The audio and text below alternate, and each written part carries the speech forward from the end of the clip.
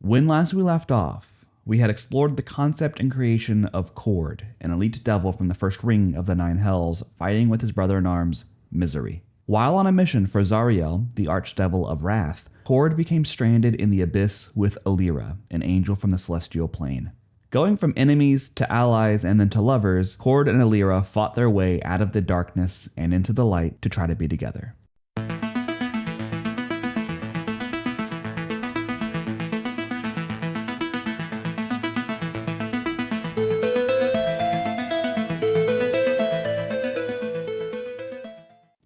Welcome, daring dice rollers, to session 1 of our D&D 5th edition campaign.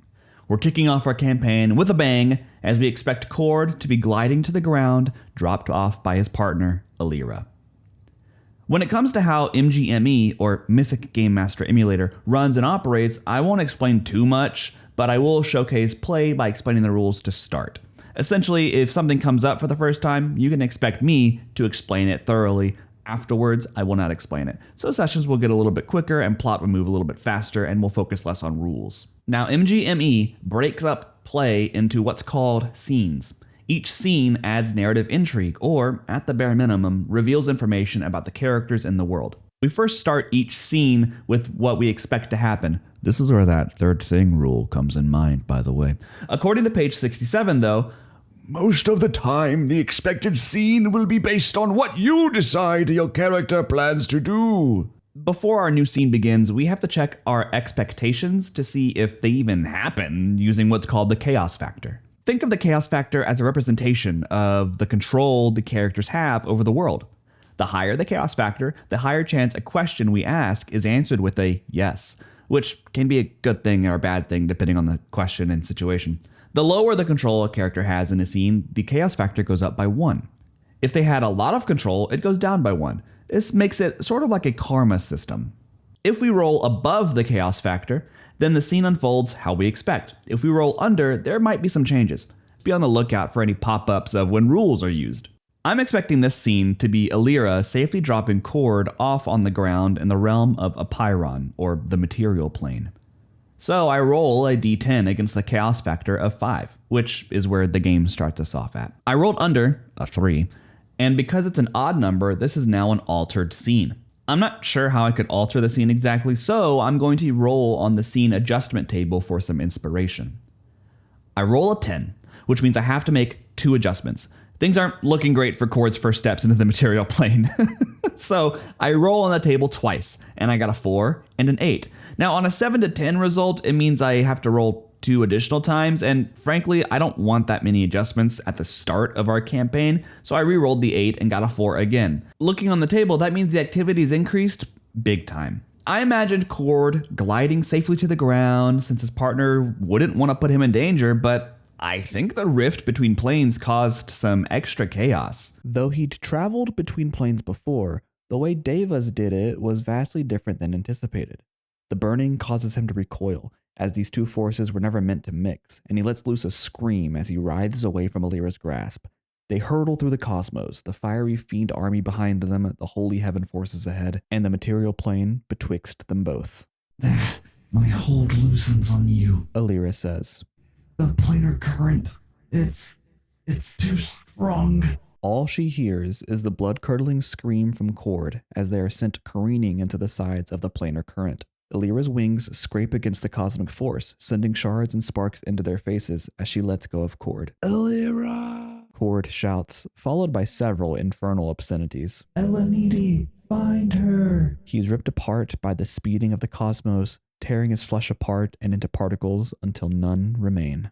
Okay, I know that Cord loves Alira, but unfortunately, we have to know if it's reciprocated at all. It's sort of like being in high school and having a crush on someone. So I'm going to ask my first question of the game to the fate chart. I first determine the likelihood of a yes being given for my answer, then roll a percentile die to determine the result. Because our chaos factor is set at a 5, the numbers are pretty standard. If I roll double digits, then a random event unfolds if that single number is lower or equal to the chaos factor. It sounds complicated, but just trust me on this. If I roll really, really high or really, really low, compared to the smaller numbers on the table means an exceptional yes or no, depending. Any yes I get means I rolled low enough, basically. So the likelihood of Alira loving Cord is, I'm optimistic here, Nearly certain. So I have to get lower than an 85 on the question of, does Alira love Cord? I rolled a 71, well below the threshold, thank God. That would have been heartbreaking to play through, honestly. We see tears of gold streaming from Alira's eyes as she watches her lover evaporate from her planar travel. Due to the exceptional nature of the altered scene, I don't think Alira gets a chance to recover in this moment. Alira's wings start to breach the walls of the cosmic tunnel until she too is pulled from it and ripped apart against the walls of reality. We then move to outside the prismatic walls to the open air. A sea of green stretches far toward a mountain range, and we see the makings of a large lake, an island covered by civilization and rocks floating above it, small islands hovering like clouds. There's a crack as clouds form and lightning strikes the surface. Exploding forth from the dark clouds, we zoom in to see Cord with singed Hellguard armor falling off of him. His entire body is smoking from heat as he falls to the surface like a meteor. Quite the entrance to the material plane. Without wings, as I was originally intended, Cord has to figure out how to survive this massive drop. Now, he doesn't have much in the way of surviving a fall. Not many first level characters do. So his best bet is to try to fall into the sea of the trees below, as he's more knowledgeable to know that hitting water would absolutely destroy him. I think the best skill for such a thing would be acrobatics, as he tries to tumble through the air. I've devised a table to help me fine-tune difficulty checks. On the base level, I'll determine if something is very easy, moderate, hard, very hard, or nearly impossible. Then I'll roll a d6, each number on that die being represented on the range. So for example, if something is of moderate difficulty and I roll a d6 and let's say I get a 5, that means the difficulty check is 14. But if I'm unsure of the base difficulty, I can also roll a d6 to determine the base difficulty, then a d6 to determine the actual number I'm rolling against. All that to say, I think this is going to be very hard to do. Moving yourself through the air to intentionally hit a tree is not an exactly intuitive behavior. I rolled a 17 plus Cord's 2 in acrobatics for a total of 19. I rolled a 3 on the d6, meaning the DC is 18, just barely survived. Cord, screaming, starts to waft himself away from the water of the large lake beneath him, tumbling and diving through this brisk air. He then gets the bright idea to hold his hand out toward the lake, mutter an incantation in Infernal, and fire an eldritch blast. The force jettisons him backward through the air as this swirling, inky ball of energy flies forward. To make an attack with his eldritch blast, just to see if he hits something like a bird. I'm going to say this is very hard to do, so I'm going to roll my d6 on the very hard. I got a 23, so that's going to be the AC of whatever might be up here like a bird. He rolled a 5, plus his spell attack bonus, that brings it up to 10. He doesn't hit anything. That's probably a good thing. As Cord tumbles through the air, his metal armor flying off of him and careening toward the surface, he looks down to see a massive forest stretching before him. His breastplate feels loose, so he tries to tighten it as he falls on his back. With the sky above him, his back racing to the trees, he sees another crack of lightning in the air. He spies someone falling through the air. Logically, Cord knows this to be only one other person, Alira. I need to determine where she's landing, so I'm going to ask the fate chart a question. Does Alira land on the island of the lake? I believe it's very likely, so I'm looking for a 65 or lower. I roll a 53. That means yes, she does land on the island with a tower situated on it. Cord sees this streak of white spread across the stormy sky, lightning crackling around as it heads toward the island in the middle of the lake. He screams out, "Alira!" before a sickening crunch fades our view of him to black, followed by another, and then another, until eventually the scene opens to find the fiend, Cord, in a small crater in a forest far from his lover. I'm going to ask Fate here if there's anything near Cord's crash site. Because it's a dense forest and is the wilds with only one settlement that I know of nearby, I'm going to say it's a 50-50 shot on if something's near him. I rolled a 23. This means that yes, something is near his crash site.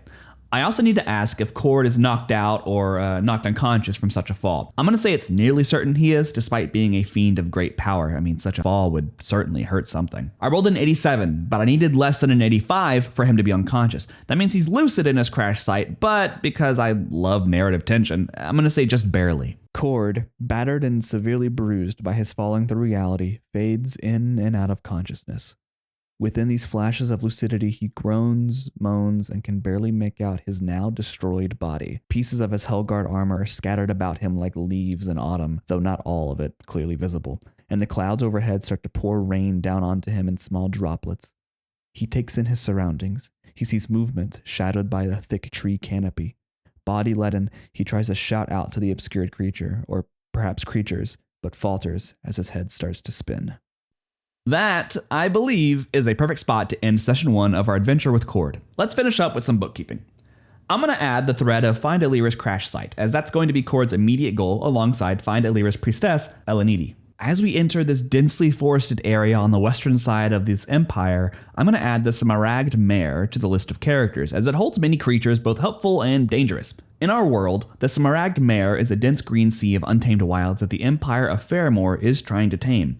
Finally, we need to adjust the chaos factor. I really don't think Cord had much control over his situation thus far, so I'm going to increase the chaos factor by +1 to a total of 6. That means we're going to have slightly higher chances of yes answers to our questions of fate, which again could be good or bad. That, my friends, concludes session 1 of The Devil in the Details. I'll see you next time in session 2 for A Familiar Pig. Please feel free to like the video, subscribe to the channel if you haven't already, enable notifications to be alerted when I upload a new video, and comment below what you think this campaign should be called overall. I'm at a loss for potential names, but I'm a sucker for puns. Thank you so much for joining me on this adventure, and remember, the devil is in the details.